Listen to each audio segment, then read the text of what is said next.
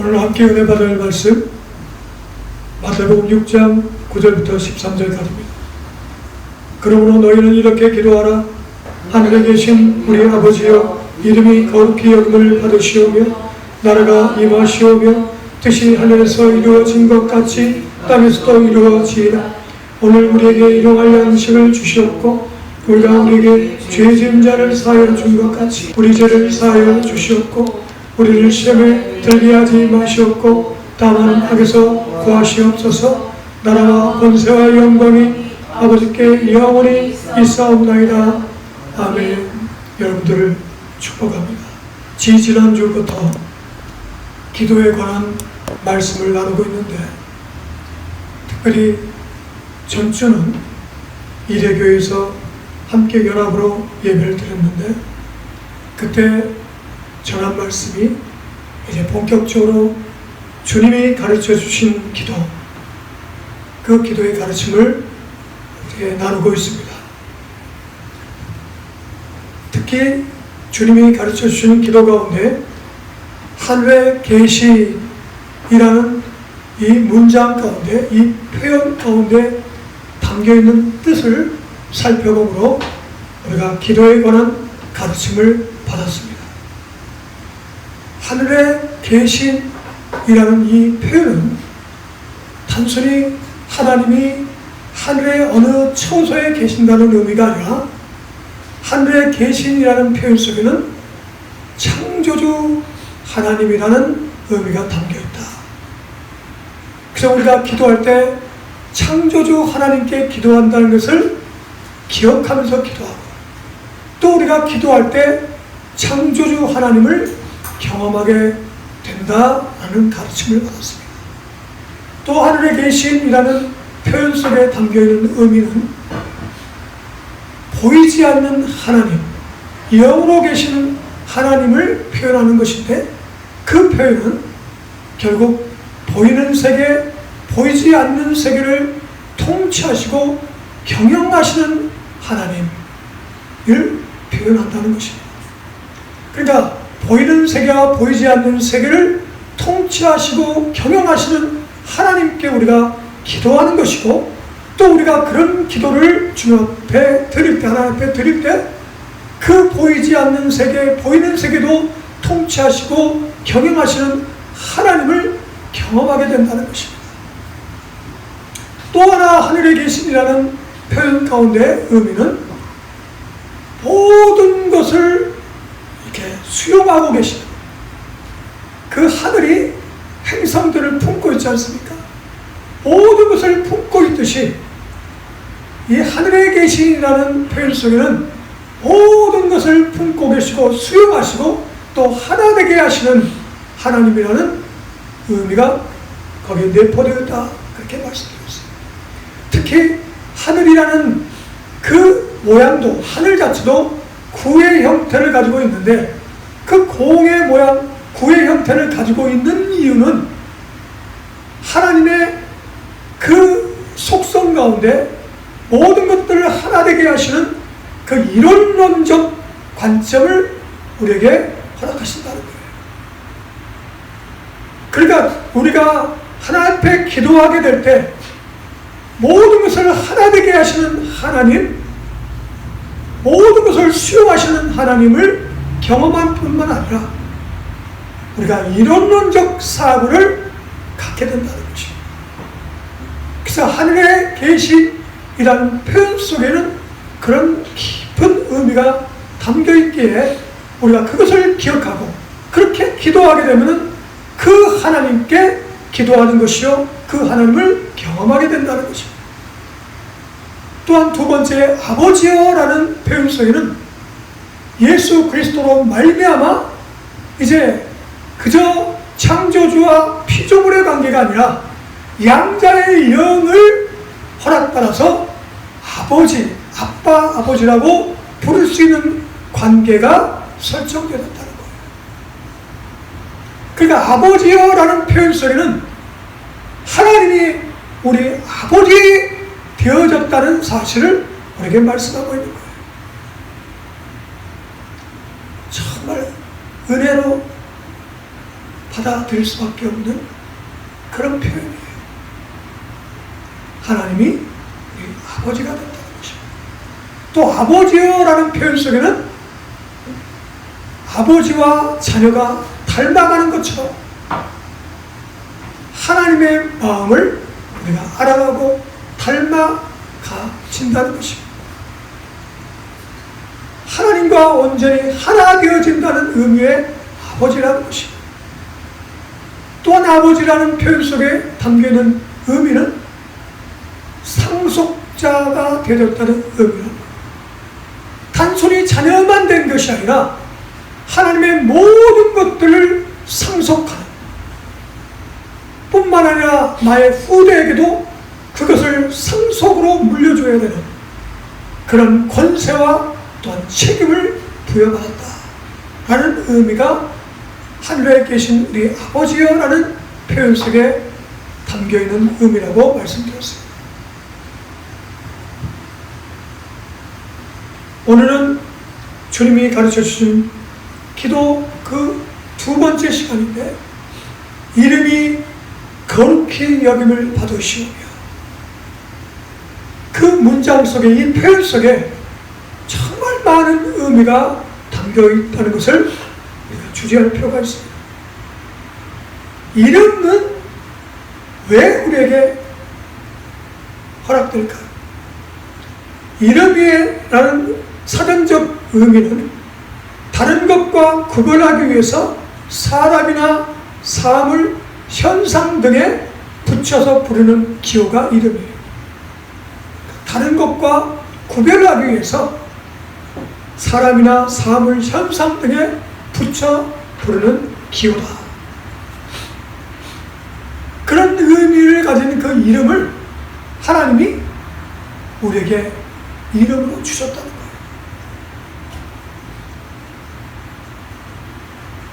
그 이름을 주셨다는 그 의미, 그것이 무엇일까? 네 가지로 우리가 설명할 수 있는데, 이름을 주신 그 목적, 그 이유는 자기 계시입니다. 하나님 스스로 자기를 계시해 주시는 거다. 이름이라는 것은 그래서 자기 계시다라고 얘기할 수 있는 것이. 출애굽기 3장 13절부터 14절 우리 한번 찾아보도록 하겠습니다. 출애굽기 3장 13절부터 14절.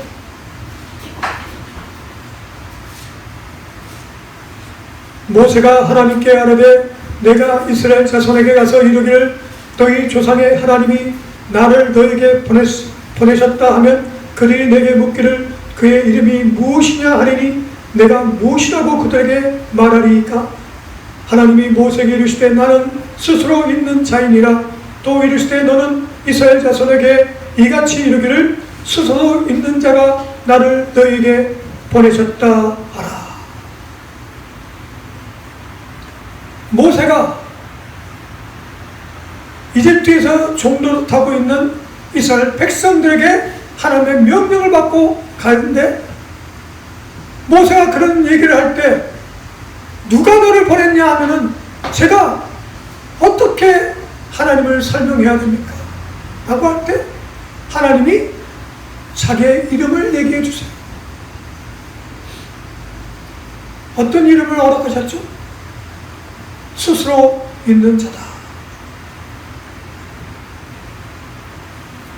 그 이름을 모세에게 이렇게 허락한 이유는, 알려주는 이유는 자기의 성품과 자신의 존재 양식을 계시해 주는 거예요. 알려준다는 것입니다. 이름은 신이든 사람이든 그 인격과 밀접한 관계를 가지고 있다는 거예요. 이름은 인격에 기초한 그 대상의 존재 양식을 함축하여 연상하도록 도와주는 거예요. 그래서 이름을 하나님이 허락하신 이유는 그 이름을 통해서 자신의 성품과 자신의 존재 양식을 알려주는 거예요. 그래서 이름은 자기 계시라 얘기할 수 있다는 것입니다. 두 번째, 하나님께서 우리에게 이름을 허락하시는 이유는 이름은 기억하는 것과 밀접한 관계를 갖고 있어요. 기억한다는 것. 이름이 없으면 기억하기가 너무너무 어려운 거예요.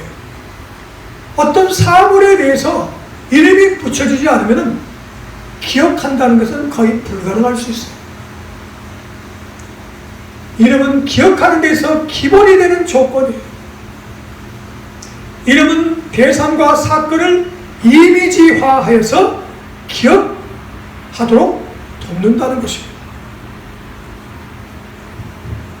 기억한다는 것은 과거의 경험을 인간의 정신 속에 간직하고 되살린다는 의미를 갖고 있어요. 뭐라고요? 과거의 경험을 인간의 정신 속에 간직하고 또 간직할 뿐만 아니라 되살리는 것이 기억이라는 거예요. 그래서 이름을 주시는 목적 중에 하나는 기억해서 그 대상과 그 사건에 연결되고 교감하도록 한다는 것입니다. 이해가 되십니까? 그래서 이름은 기억과 굉장히 관계가 있는 거예요. 출애굽기 20장 24절 말씀합니다. 출애굽기 20장 24절.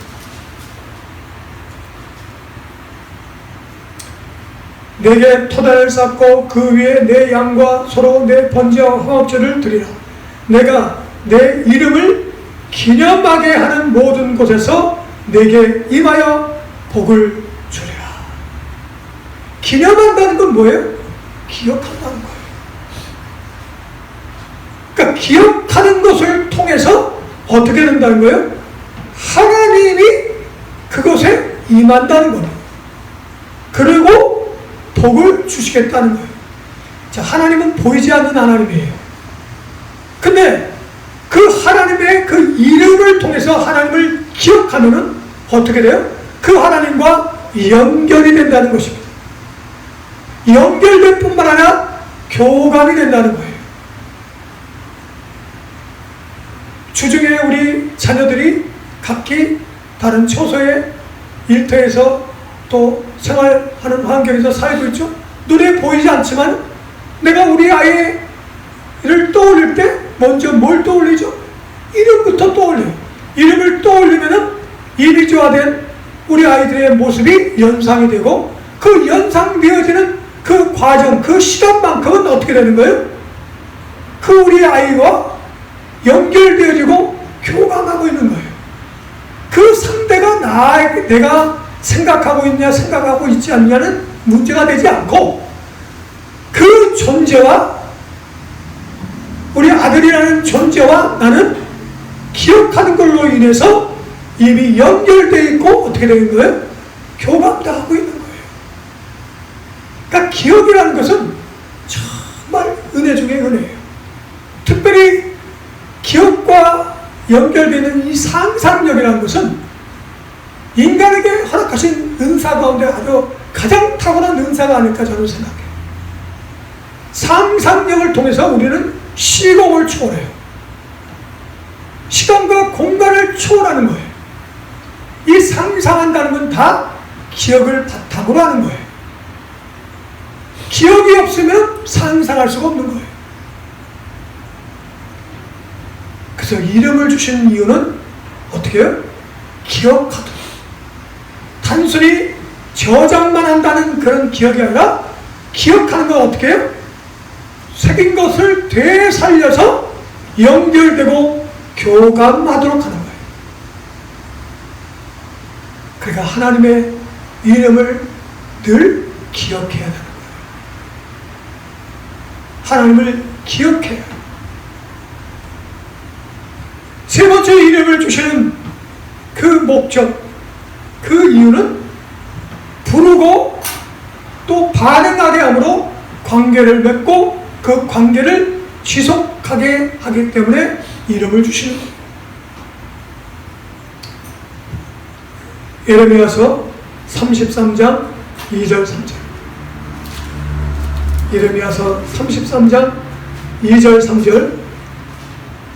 이 일을 행하시는 여호와, 그것을 만들며 성취하시는 여호와, 그의 이름을 여호와라 하는 이가 이와 같이 이르시도다. 너는 내게 부르짖으라. 내가 내게 응답하겠고 내가 알지 못하는 크고 은밀한 일을 내게 보이리라. 이름을 주셨는데 그 이름을 부르면 어떻게 하신다고요?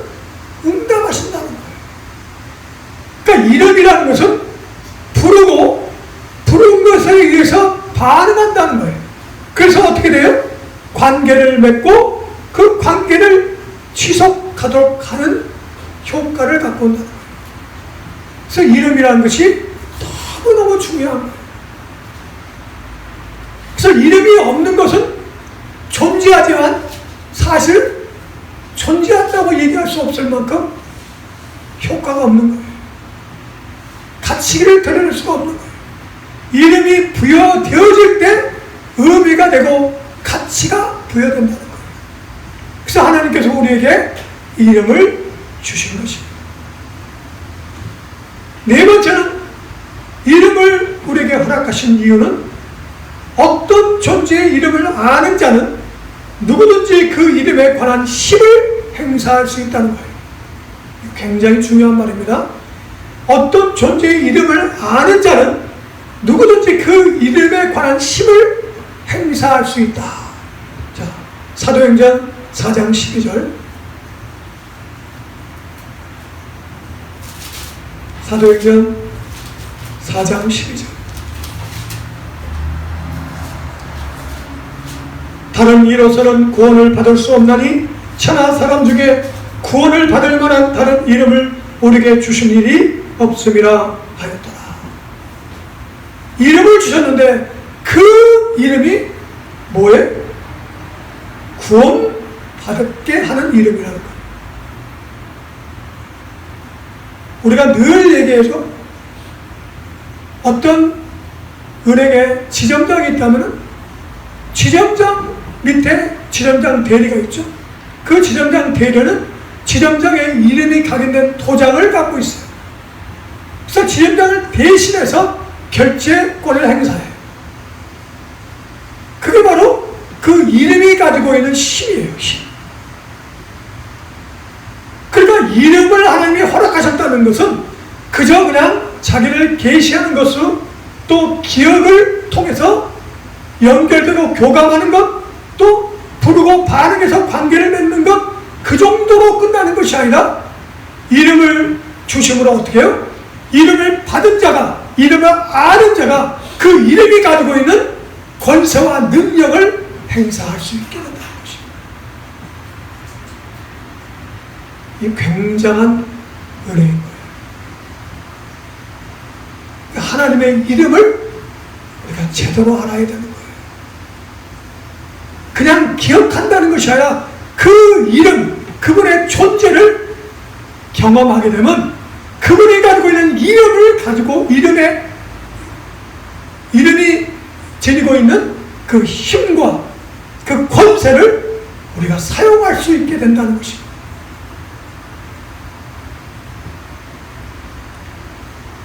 하나님은 성경을 통해서 30가지가 넘는 이름을 우리들에게 허락하세요. 너무 많은 이름을 허락하세요. 왜 이렇게 많은 이름을 허락하실까요? 그 많은 이름을 허락하실 수밖에 없는 이유는 하나님의 그 존재하심이 너무 크기 때문에 어떤 이름 하나로 그분의 존재를 다 표현할 수가 없어요. 그분의 존재 양식을 다 설명할 수 없어요. 그렇기 때문에 여러 가지 이름을 통해서 그때마다 그 상황마다 하나님이 이름을 허락하셨어요. 근데 30가지 넘는 이름을 다 우리가 살펴볼 수는 없고, 그래서 우리가 3가지만 오늘 그 이름을 살펴보도록 하겠습니다. 아까 우리가 출애굽기 3장 14절로 한번 다시 돌아가겠습니다. 출애굽기 3장 14절. 하나님이 모세에게 이르시되 나는 스스로 있는 자이니라. 또 이르시되 너는 이스라엘 자손에게 이같이 이르시기를 스스로 있는 자가 나를 너에게 보내셨다. 이 스스로 있는 자라는 그 이름이 아람어로 하면은 에고에임이에요. 에고에임이. 그것은 나는 나다. 그것을 영어로 하면 I am who I am. 나는 나다. 그 얘기는 뭐예요? 나는 존재 그 자체다는 거예요. 뿐만 아니라 모든 존재를 존재케 하는 존재라는 거예요. 다른 말로 존재의 원인자라는 거예요. 모든 존재를 있게 한 존재의 근원이 되신다라는 뜻이 에고에임이에요. 나는 나다. 존재 그 자체다. 그렇게 말씀하고 있어요. 그게 하나님의 이름이라는 것입니다. 자, 그런데 신기한 게 예수님이 스스로를 표현할 때 에고에임이라고 표현하는 것이 복음서에 여러 군데 기록되어 있어요. 그러니까 예수님도 자기 스스로를 표현할 때 에고에임이, 나는 스스로 존재하는 그다라고 하는 표현이 복음서에 나와 있는데, 자, 마태복음 14장 27절.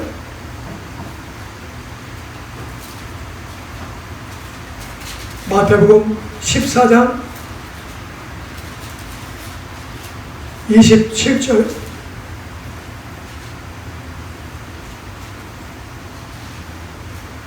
예수께서 즉시 이르시되 안심하라. 나니 두려워하지 말라. 나니, 그 나니가 뭐냐면 에고에임이에요.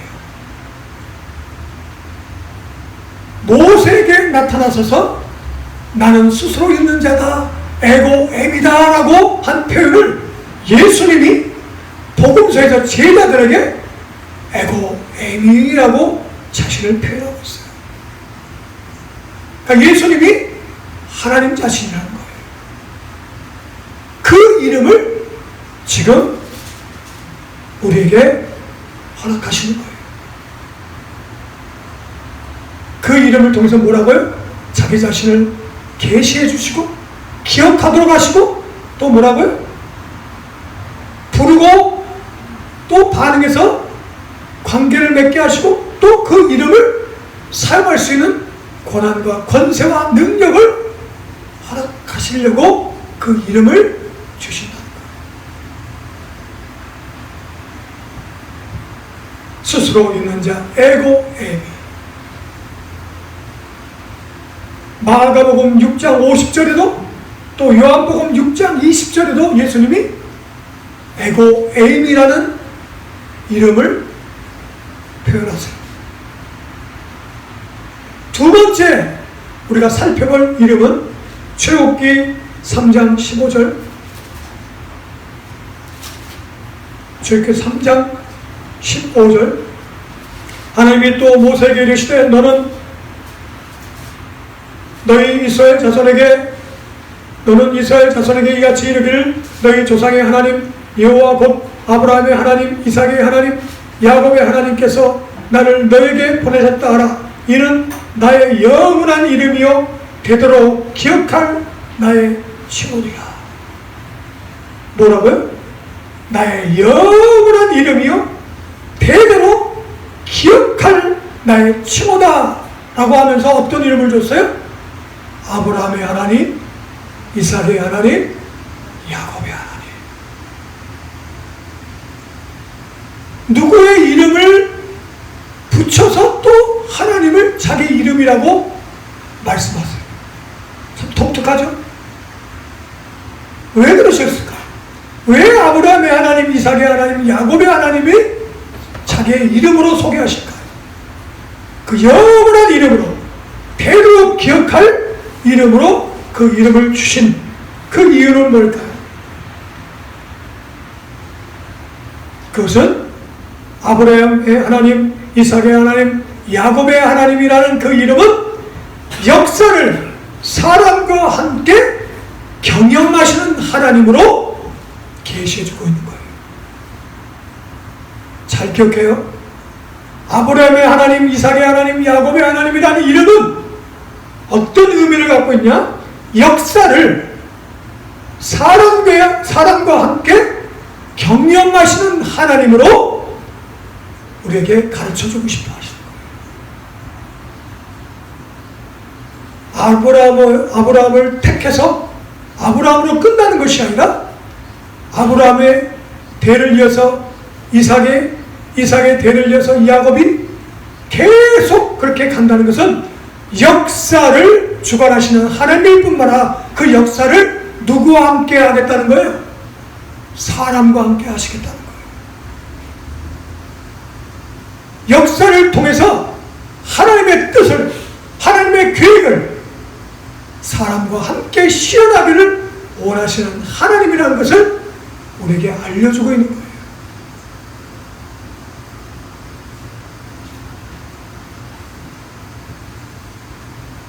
놀랍지 않아요? 하나님이 인간과 함께, 우리와 함께 역사를 주관하시기를 원하신다는 거예요. 그 이름은 그런 의미로 우리에게 허락하셨다는 것입니다. 두 번째는 아브라함의 하나님, 이삭의 하나님, 야곱의 하나님이라는 그 이름에 담겨있는 뜻은 계약을 맺고 계약을 준수함으로 역사를 경영하신 하나님이라는 것을 알려주고 싶어 하십니다. 그러니까 아브라함은 어떤 의미냐면 하나님과 계약을 맺은 사람으로서의 아브라함이에요.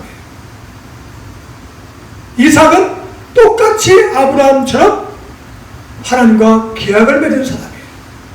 계약을 맺었다는 것은 그냥 이해관계를 통해서 어떤 계약을 맺었다는 것이 아니라 하나님의 모든 것들을, 정권을 위임한 자로서의 계약을 얘기하는 거예요.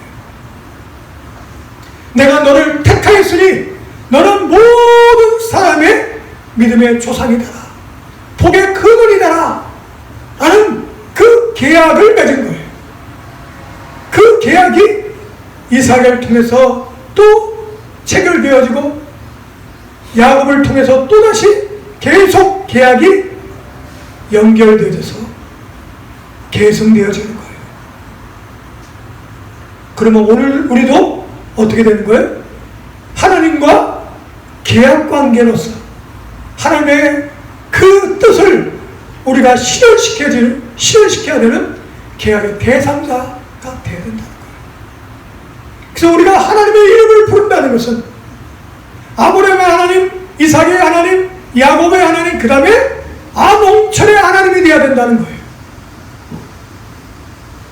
그 이름은 딱 세 가지만 하고 끝난다는 것이 아니라 그것이 대대로 이어져서 우리도 믿음으로서는 아브라함의 자손이에요. 그렇기 때문에 안홍철의 하나님이 되어지면은 하나님과 안홍철 목사와 계약관계예요. 역사를 하나님과 함께 실현해 나가는 주체가 된다는 것입니다. 그래서 그 이름을 주시는 거라는 것을 잊지 마시기 바랍니다. 마지막 이름, 세 가지 이름 중에 마지막 예수아라는 이름, 우리는 예수라고 하지만 본래 아람어 발음은 예수아예요. 예수아. 그 예수님이라는 그 이름은 마태복음 1장 21절,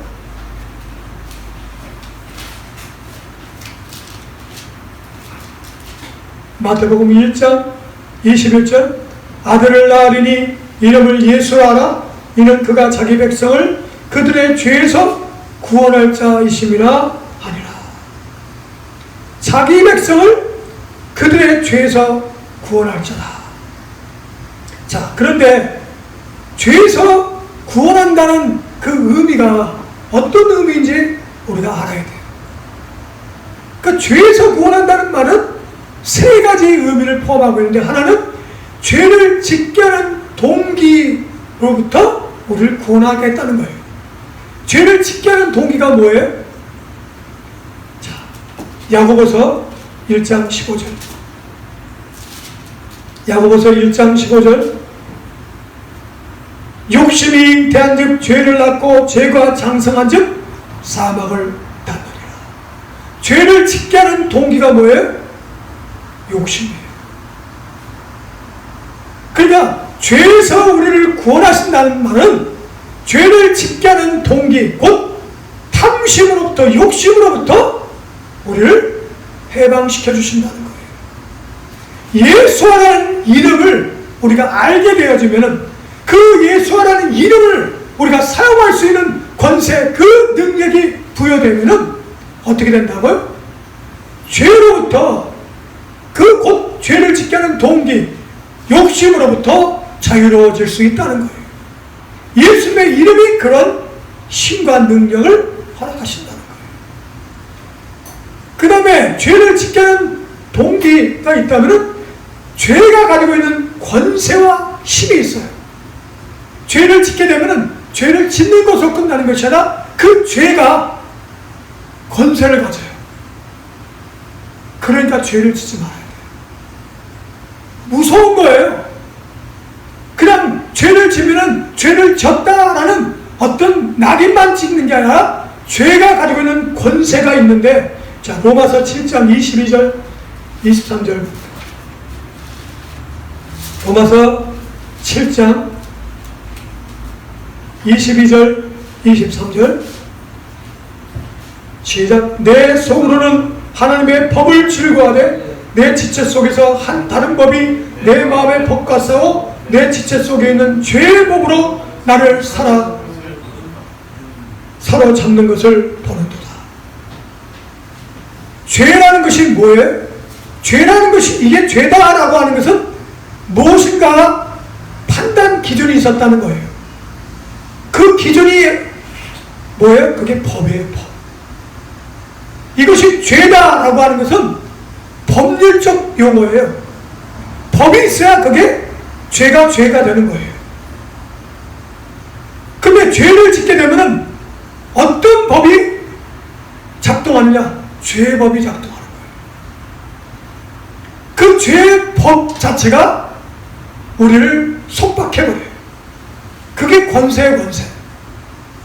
그 법 안에 갇혀버리는 거예요. 그 법이 속박하기 때문에 바울 사도가 아무리 자기가 선을 행하려 하더라도 자기 안에 있는 죄의 법이 자기를 끌고 간다고 고백하고 있는 거예요. 그게 죄의 권세예요. 그러려면 어떻게 돼요? 그 권세에서 노인받으려면 회개해야 돼요. 그냥 이름만 사용해서 안 되는 거고, 회개를 하고 예수 그리스도의 이름을 다시 붙들면은 어떻게 돼요? 다른 법, 곧 하나님의 법으로 옮겨지는 거예요. 잘 들으세요. 우리 삶 가운데 조그만 어떤 죄, 뭐 거짓말을 하든 뭐 어떤 다른 죄를 짓든, 죄를 지면 죄를 지는 걸로 끝나는 것이 아니라 그 죄가 어떻게 해요? 죄의 법으로 나를 사로잡아 버려요. 죄의 법으로. 그런데 예수님의 그 이름이 그 죄의 법으로부터 해방할 수 있는 길을 열어주셨어요. 회개할 수 있도록, 회개하고 다시 하나님의 법 안에 살 수 있는 길을 열어주신 것이 예수와 그 이름이 가지고 있는 그 힘이라는 거예요.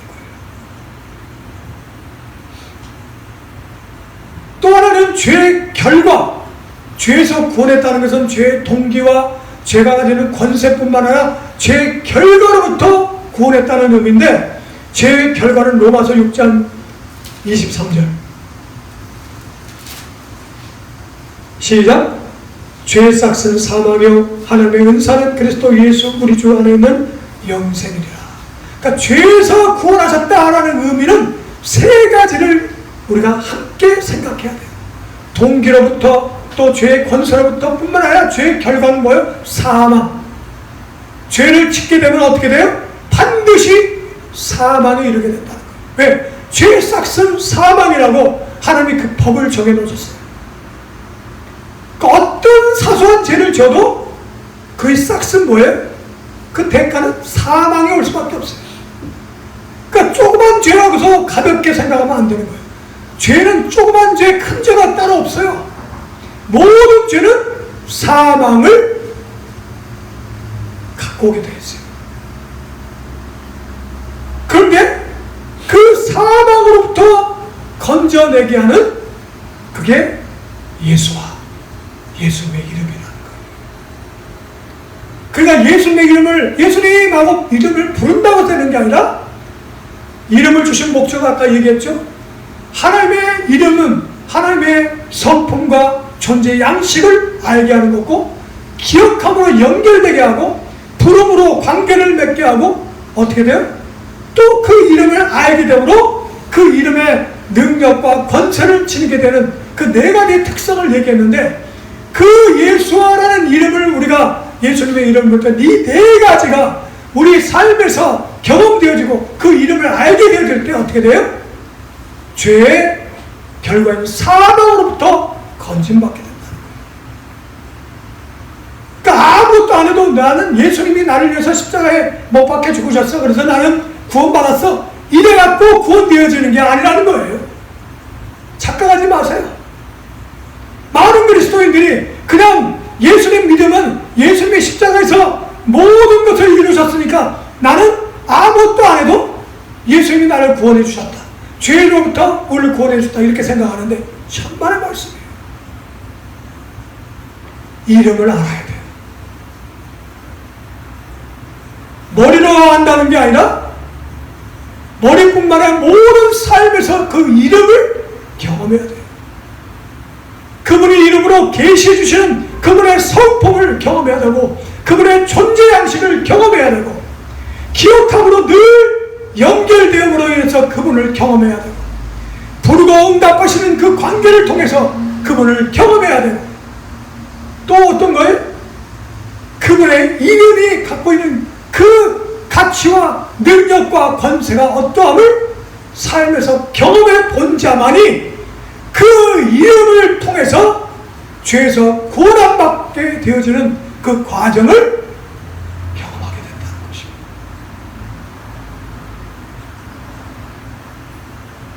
예수라는 이름은 죄와 사망의 법에 의한 심판으로부터 생명의 성령의 법에 의한 영생의 길이 되신 하나님이신 예수님의 그 이름이라는 것입니다. 예수라는 이름은 예수라는 이름 속에서 자기를 계시하고 계시된 이름을 기억하게 되고, 부르고 관계를 맺고 그 이름에 관한 힘을 행사할 수 있는 이름이라는 거예요. 이름을 경험해야 돼요. 이름을 주셨어요. 30가지가 넘는 이름을 우리에게 주신 이유를 생각해서 기도할 때, 늘 생활할 때 그분의 이름을 불러야 돼요.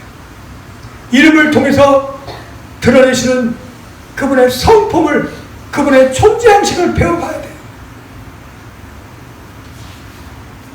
그 다음에 이름이 거룩히 여김을 받으시오며, 이 거룩이란 말은 히브리어로 카다시, 헬라어로 하비오스라고 하는데, 죄와 속된 것으로부터 구별되어진다는 뜻이에요.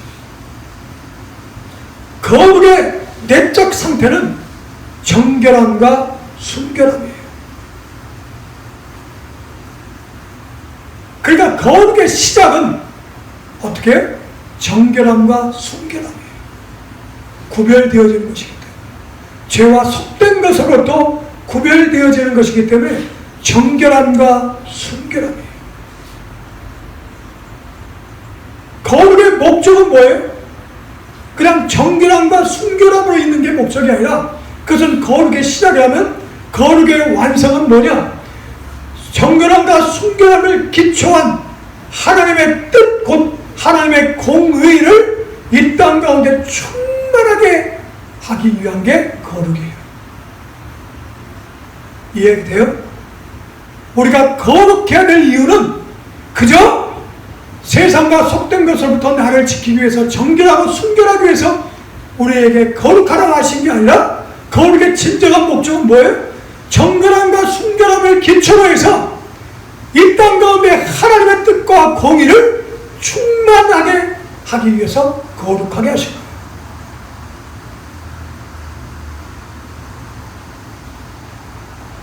거룩의 뜻을 이해가 되시죠? 그런데 하나님은 처음부터 지금까지 거룩하신 분이에요. 거룩 그 자체세요. 거룩하신 분이 모든 것을 거룩하도록 하시는 거룩의 주체이신 그분이 오늘 주님이 가르치신 기도에는 뭐라고 되어 있어요? 거룩히 여김을 받으시오며. 자, 이 표현 속에 우리가 주목해야 될 것, 우리가 착각하지 말아야 될 것이 있는데, 이러한 표현이 자칫 하나님의 거룩성이 우리에 의해서 영향을 받는 것처럼 이해될 수 있는 소지가 있어요. 거룩히 여김을 받으시오며, 그러니까 하나님을 우리가 거룩히 여겨야 될 대상이 되므로 하나님이 거룩하게 되어지는 그런 것처럼 이해될 수 있는 소지가 있는데, 그런 뜻이 아니에요. 거룩히 여김을 받으시오며 라는 표현 속에는 우리의 거룩성을 통해서 하나님의 거룩성이 만물 가운데 드러나게 하라는 거룩의 대위임이에요. 좀 어려운데 잘 이해해야 돼요. 거룩히 여김을 받으시오며 라고 우리한테 기도하라는 주님의 가르치심은 뭐냐면, 우리를 통해서 하나님이 거룩해진다는 뜻이 아니라 이미 거룩하신 분이지만 이 모든 만물 가운데 우리의 삶을 통해서, 우리의 거룩성을 통해서 하나님의 거룩성을 드러내게 하라는 거룩의 대위임이라는 거예요. 우리에게 거룩을 위임시킨 거예요. 그러니까 내가 거룩한 삶을 살아야만 하나님의 거룩성이 드러나게 된다는 거예요. 그러니까 내가 거룩하지 않으면 하나님의 거룩성이 드러날 수가 없다는 거예요.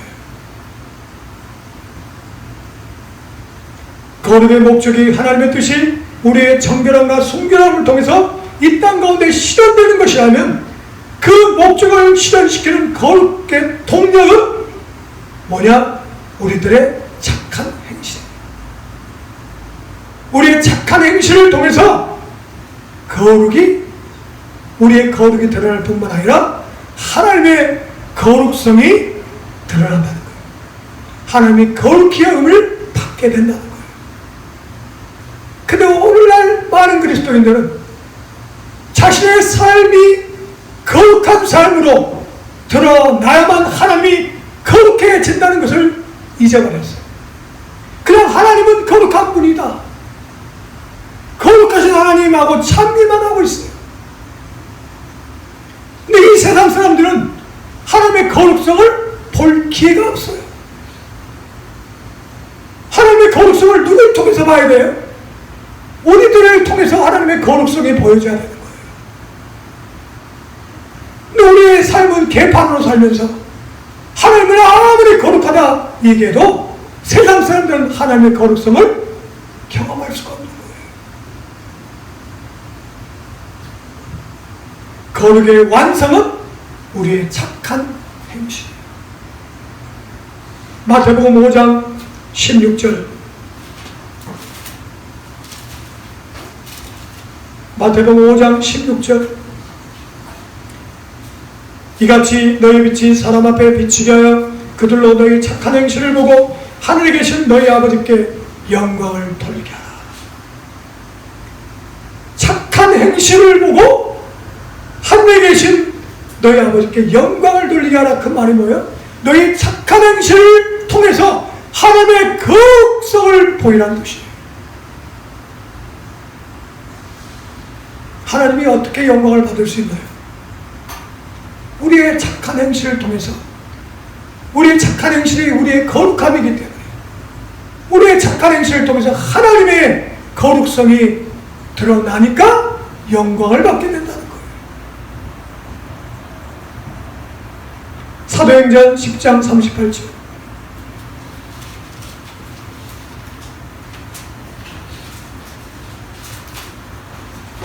사도행전 10장 30절. 하나님이 나사렛 예수에게 성령과 능력을 기름 붓듯 하셨으며 그가 두루 다니시며 선한 일을 행하시고 마귀에 눌린 모든 사람을 고치셨으니 이는 하나님이 함께 하셨습니다. 선한 일이 착한 행실이에요.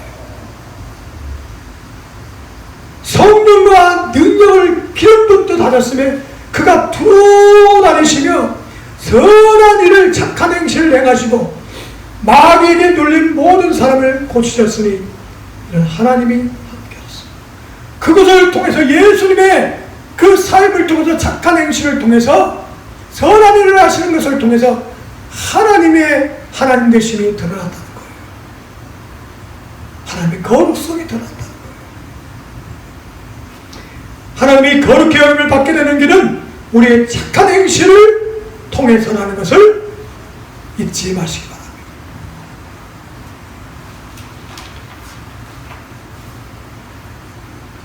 착한이라는 말의 원어는 칼로스라는 말로 선한, 좋은, 아름다운, 고상한 이라는 의미를 가지고 있는데 이 칼로스라는 단어는 칼리아에서 파생되었는데 본래 의미는 건전한, 강력한, 탁월한 이라는 뜻이에요. 그러니까 이 착한 행실이라는 것은 다른 말로 얘기하면 건전하고 강력하고 탁월한 우리의 삶의 모습을 얘기하는 거예요. 하나님의 말씀, 하나님의 법을 준수하는 것은 건전하고 강력하고 아름답고 탁월한 일이에요. 그래서 하나님의 거룩성을 나타나게 돼서 하나님이 거룩히 여김을 받게 한다는 것입니다.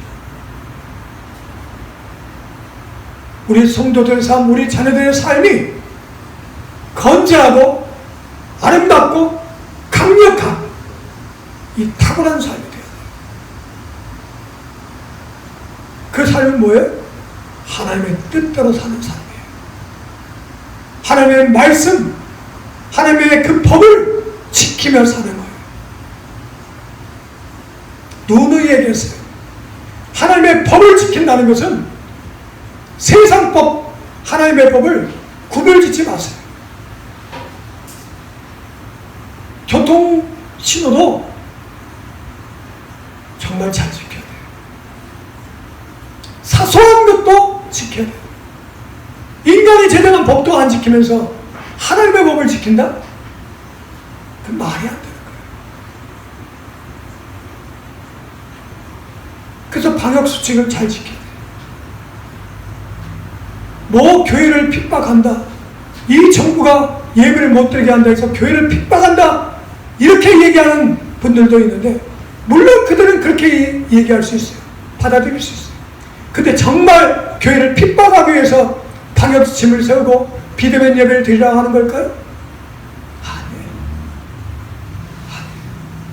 직접 핍박을 받아보지 못한 사람들이 얘기를 하는 거예요. 그 교회를 핍박하려고 하는 게 아니잖아요. 한속히 팬데믹 상황을 종식시키기 위해서 국가에서 하는 거에 대해서 당연히 따라야 되죠.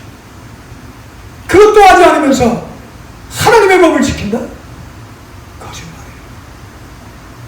하나님을 기만하는 거예요. 하나님의 말씀을 그래서 묵상해야 돼요. 하나님의 이름을 정말 체험하기 위해서 주님이 가르치신 기도처럼 하나님의 이름이 거룩히 여김을 받도록 해야 된다는 것입니다. 예화도 많고 준비된 게 많은데 시간이 또 너무 많이 갔기 때문에 말씀을 줄입니다. 하나님의 이름이 거룩히 여김을 받는다는 것은 우리에게 허락하신 이름을 통해서 우리는 하나님의 성품과 하나님의 존재 양식을 배워가야 돼요. 하나님의 이름을 부르면서 기도를 통해서 사역을 통해서 하나님이 우리에게 계시하시는 그분의 이름을 통해서 나타내시는 성품과 그 존재 양식을 배워가야 돼요. 통해서 기억하셔야 돼요. 늘 하나님을 기억하세요. 그 기억을 통해서 우리는 연결되어 하나님과 교감하게 되는 거예요. 뿐만 아니라 그 이름을 불러야 돼요. 하나님이 우리에게 허락하신 30가지가 넘는 이름을 그렇게 불러야 돼요. 부른다는 것은 뭐예요? 기도한다는 거예요.